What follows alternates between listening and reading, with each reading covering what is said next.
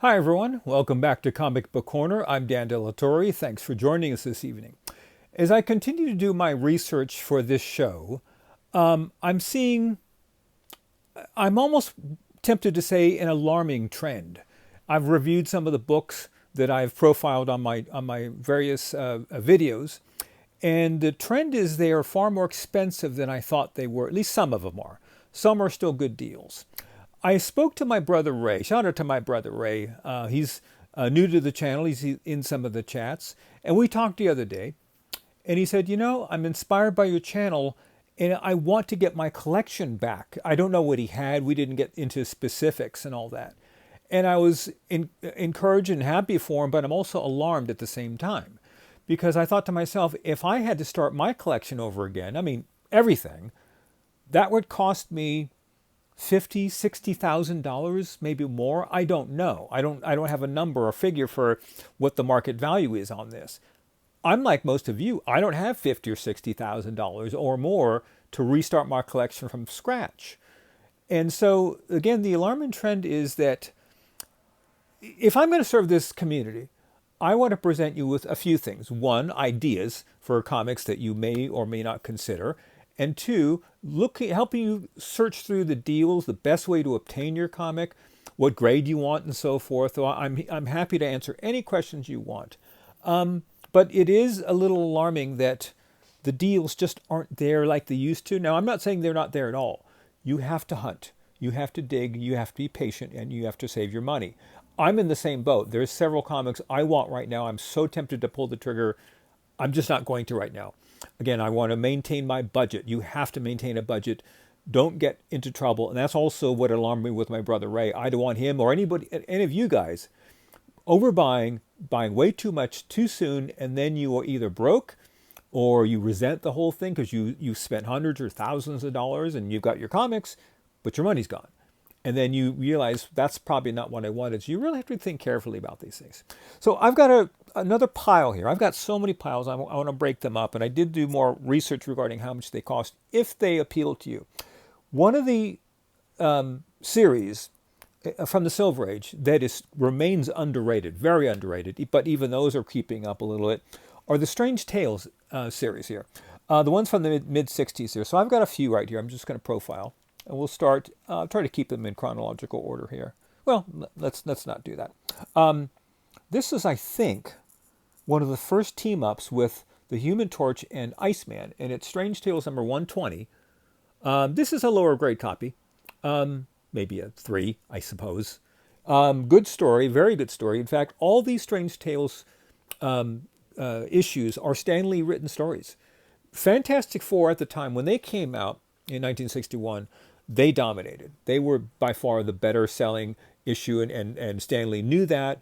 So did Kirby, although Kirby didn't do the artwork on this. He was busy doing other work. But Stan Lee was a ferocious writer. He was writing for all these and many other stories here. These are pretty reasonable. This one here is a little more pricier. If you want a decent copy, 40 to 50 bucks. Do your research. In fact, do what I told my brother Ray. I said, look, when you go to eBay, for example, you see what people are asking for it. And then if you can scroll down, you can't do this on your phone. At least I couldn't figure it out. I use my iPad, or if your laptop will do it. You scroll down, and then on the left side, it says sold something, sold as is, whatever. Press that button to see what people are actually paying for that particular issue. If somebody's asking for 50 bucks, but somebody paid 30, 35, that's the real price. That's how you should gauge, what the value is and make your decision from there. Strange Tales 118 is the next one. And this is actually a prettier copy. This is actually the first cover appearance of Doctor Strange. As you can tell, that the Fantastic Four are up on top here. There's an appearance by the Wizard, who later shows up in the Fantastic Four stories. But that is the first cover appearance of Doctor Strange. This one is also, this might run you about $60, $70 or more. These are raw copies, if you want to look for the raw copies, which I always do, because you want to read the story.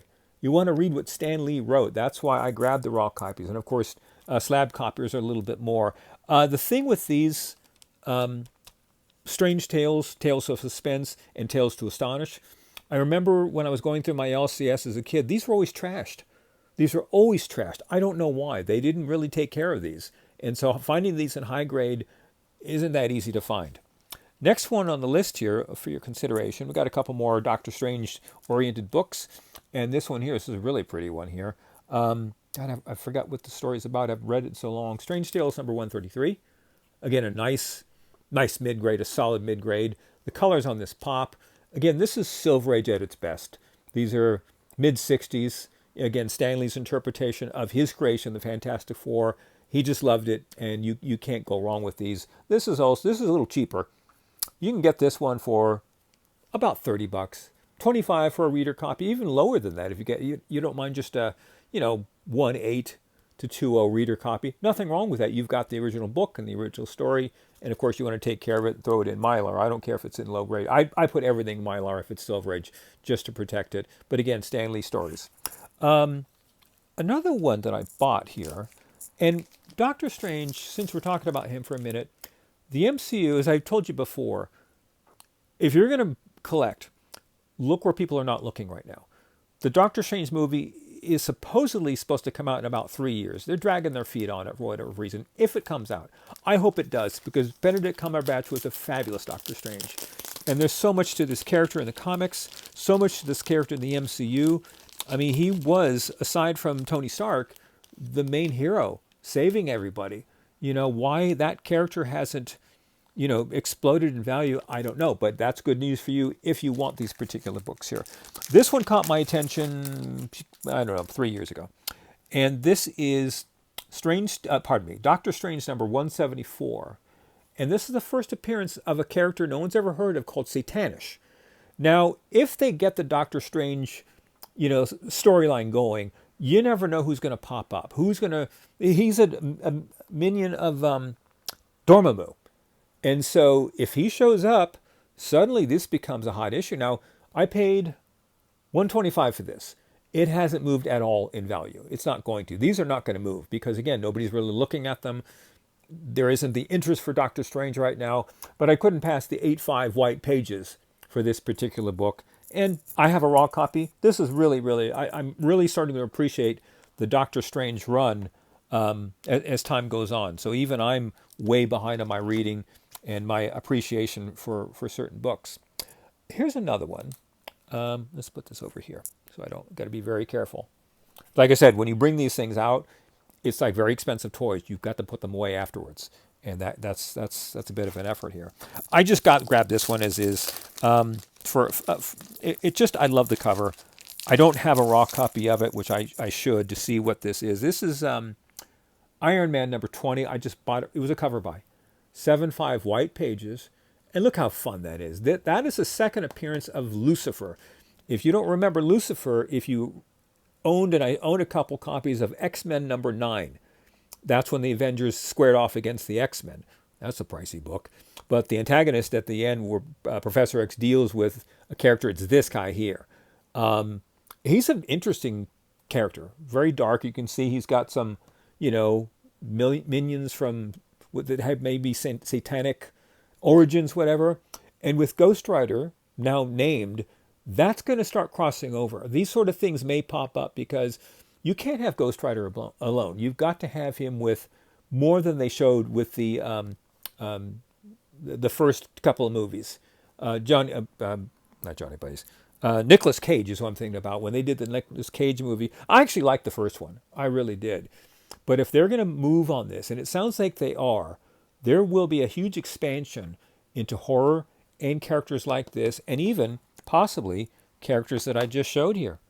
There could be a connection. I wouldn't be a bit surprised if this particular character shows up in whatever capacity with the upcoming Ghost Rider movie. So this is the kind of thinking that I want to bring forward to you. This is how I think. Marvel did a wonderful job over the decades, over the half a century or more, doing crossovers. Stories that would cross over to another character, which could cross over to another character, and another story. They were all interwoven. And my understanding is DC didn't do that. They did many standalone stories, which that was their approach. I think this crossover that Marvel was perfected made the Marvel Universe. That's what made Marvel Marvel, and that continued to grab my attention as a young person. A few more here, and again, these are all just for your consideration. The Incredible Hulk. I'm still a huge fan of the Hulk here. These aren't terribly expensive, these Silver Age books here. They're just great. Here's Hulk number 110 with a guest appearance from Kazar. Love the cover. Bright red, and these are early Herb Trimpe artwork. I loved Herb Trimpe. I really, really did. So these are fun, not terribly expensive. And you should, once you buy them, you probably want to start connecting those together because they tied in very, very well. Here's another one with one of my favorite villains. I've told you before, the Abomination. Hulk number 137, where he's out in space dealing with the Abomination, who does what he does best. He was really, he was underhanded. He really was underhanded. But again, when those guys square off, that's just the best. And I think the Abomination is at full strength before he went to half strength. And I forget, it's been so long since I read them, why he was cut in half. But anyway, as far as his power. So, but these are, again, nice black cover, hard to get in high grade. And the Hulk at his best, doing what he does best, surviving and fighting. A couple more Hulk books. The first, from Hulk 102, which I have, all the way to issue 200, was a great run. It really was. So many great stories and so forth.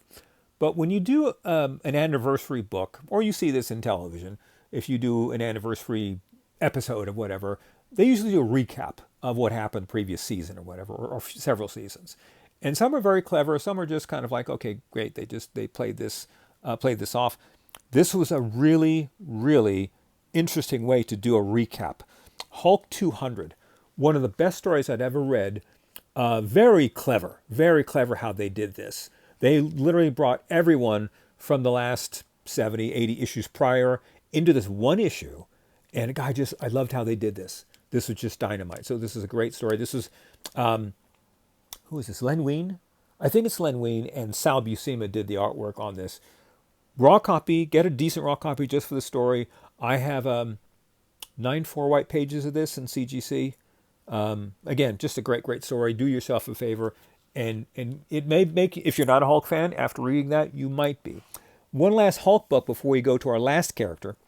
And that is this one here. This is a very, again, I'm a Hulk fan, but I'm also a Defenders fan. This had the unfortunate thing to not have the hero in this particular comic on the cover. And that's Incredible Hulk number 166, the first appearance of a character called Zax. Now, who is in this storyline? Hawkeye. Hawkeye leaves the Avengers, and then he's on his own for a while, and he meets the Hulk in this particular issue, helps him out, kind of, and is the hero. Great story, and this leads into Defenders 7, because I'm a huge Defenders fan. Issues 1 through 11 are the best by far. Steve Englehart, greatness, with Sal Buscema at the helm regarding the artwork. But this is a crossover book that most people don't know about.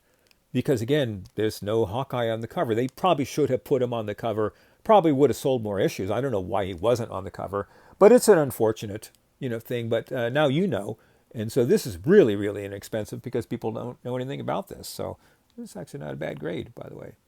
I should get a slab copy. I don't have one of these. So, speaking of Hawkeye, he's by far one of the most underrated Silver Age characters out there. He's, not a blue chip grail or anything. He should be. But there's lots of Hawkeye books that I've always loved. And I've just got a few here to profile. And this one here. This was the first of a 4-issue miniseries. Hawkeye number 1. This came out in mid-80s, early 80s, I think it was. Yeah, I think it's the mid-80s when this came out. And you can see with his future wife, I'm sorry if I'm spoiling that, Mockingbird. Mockingbird's another character that, gained a little prominence, but they worked well together. And I really appreciated, I gave more appreciation to the character after reading this mini-series. It's not expensive at all to get the 4. I just saw all 4 of them, mid-grade leader copies for $15 for all 4 of them, just for the story. Totally worth it. It's a pretty high grade right here on this one with the white pages. Hard to keep that clean. Oh, again, Mylar is your friend, guys. I'm methodical when I get my comics. I just got a couple more from Comikaze today. I took them out of. This is a quick aside before I finish my thought here. he uses this stamp stuff. What is it? Some sort of mylite or whatever. And the problem with the mylite is it will tear on you instantly. It'll open up. It'll just do this. So you can see this is this. It's a Mylar type material, but it's literally when you open this thing up to take the comic out, that's what happens. I don't use that. Just don't use. That's silly. That's silly if it's gonna, not hold its own. You spend money. It's about $1 per Mylar. And I think that's a real reasonable rate to cover these and protect these. I do this with all my gold, silver, and copper age keys. So you got to protect your comics from all kinds of things. 2 more Hawkeye books here. I'd always loved this one. Extremely inexpensive. And again, you want to gain appreciation for this character, Hawkeye. Get this one here. Solo Avengers number 12. He squares off against the Abomination. The Abomination, he's at this point in his life, his mind is taken over by Tyrannus, again from Hulk number 5 from 1962. Great story. Great story. And I won't say what he did, but let's just put it this way. Hawkeye keeps his cool the entire time. If you're going to go against this powerhouse here, and Hawkeye has no special superpowers, but he deals with him in a very interesting way. Great story, and if you want to appreciate that character, get this one. A great read for a couple bucks. I don't think there's $3, $4, if that. So here's one of the ones you might want to consider. But speaking of Hawkeye, let's end it on a big note here. His first appearance in Strange Tales number 57 is still way undervalued. Even in CGC mid-grade, it's still under $1,000. I'm seeing some for about $600, and for not a founding member of the Avengers, but he's known best for the Avengers. And he's been around all over the place. I've always loved this character. You can still find low-grade raw copies just to have them in your collection. I have 2 of these. And this is probably a 1.5 at the very most. Yeah, it's probably 1.5, actually. Let me give this some credit here. Is Tales of Suspense number 57. I have a couple of these. I'd like to upgrade at some point. But I've got, again, my eye on so many other comics. But this is a first appearance. And if you're just starting your collection and you're on a budget like everybody else, this is a great introduction for a centerpiece for your collection. If you pay $200 for this and you put some other comics around it and this is your centerpiece, no one's going to complain about that. No one's going to say, hey, that's a minor collection. No, that is a very impressive collection. For a budget, that you're on a budget, you can put something like that together for $300 or more. And that's a great centerpiece and a great foundation for your collecting. And if I had to start over again, I would start for something like this because, again, the comics are so expensive. I don't have the thousands to pay for what I bought years ago. But this is a really inexpensive key. And you won't hear me say that very often. An inexpensive key. This is one right here. You can get I saw a 3.0 white pages for about $400. CGC, it's slabbed. That's a nice comic. That's a very nice comic. Was it $300 or $400? Still a very good price for a good quality key here. So anyway, just want to end on this positive note here. Oh, and there's early appearance of the Black Widow in here. But again, that's something I have and wanted to profile for you. So guys, let me know. I've got so many comics to show you. We'll be doing this for a long, long time. Are there any comics that you have or you had? Like my brother Ray, he said he wants to restart his collection. I don't know what he had. So if there are issues that come to mind, let me know. I'll see if I can profile them if I have them in my collection. They don't have to be expensive keys. And I'll look up some of the numbers and we can talk about it. But as always, be very, very careful. Make your decisions wisely. Take your time on this. And you have to answer yourself the question, how much does this really mean to me? How much do I want to put into this? I've already made that decision, obviously, because look at the pile behind me. I don't have any problem with what the money I've spent over the decades. But you have to make that same decision. I can't do this for you. All I can do to serve you in this community is profile what I have, give you the knowledge that I have, do some research on the value, what you should look for, what you shouldn't look for, and then you have to make your decision from there. Everyone, as always, thank you for joining. For the SBC Network, I'm Dan Delatorre, and this is Comic Book Corner.